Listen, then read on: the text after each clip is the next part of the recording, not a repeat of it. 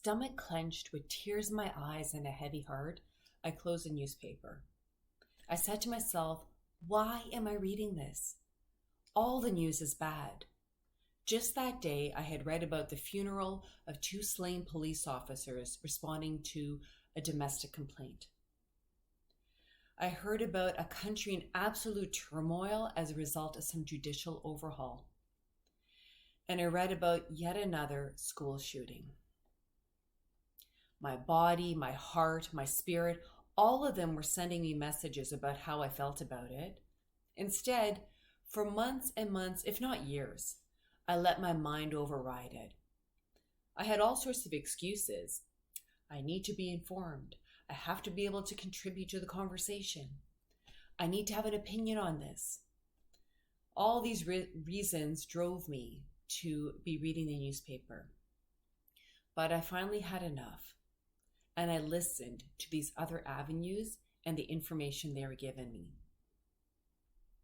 Today's world values analysis and logic. Add in the role of the ego, which is all in the head, and you can understand why the mind reigns supreme.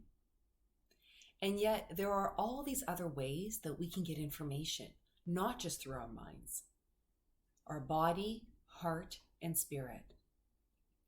These 4 quadrants, mind, body, heart, and spirit, are what I call wholeness. And that's the topic for today, being whole. To be whole is to be balanced between mind, body, heart, and spirit. In Hungarian, we refer to health as egészség. What that means is, egész means whole. So in Hungarian, to be healthy is to be whole. Language can teach us a lot about how cultures understand different terminology. When we think of the word health in English, I bet you primarily associate it with physical health, and then secondarily to mental health. And let's face it, within that realm of mental health, it is oftentimes associated with mental illness. Let's work with that Hungarian definition of health, which is about being whole, mind, body, heart, and spirit. It's more than the English way of seeing health as primarily mental and physical. Let's talk about the heart. To be heart-based, to be wholehearted, is to be open, receptive, and welcoming.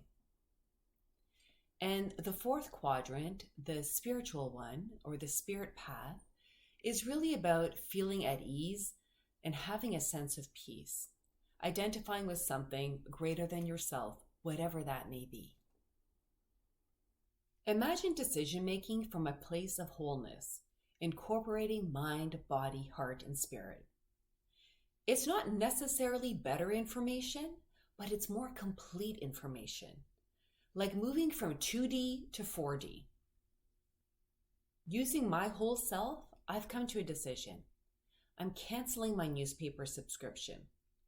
These other avenues of body, heart, and spirit have been telling me the direction I need to go. Like I said, I'm listening. How will you incorporate your whole self today?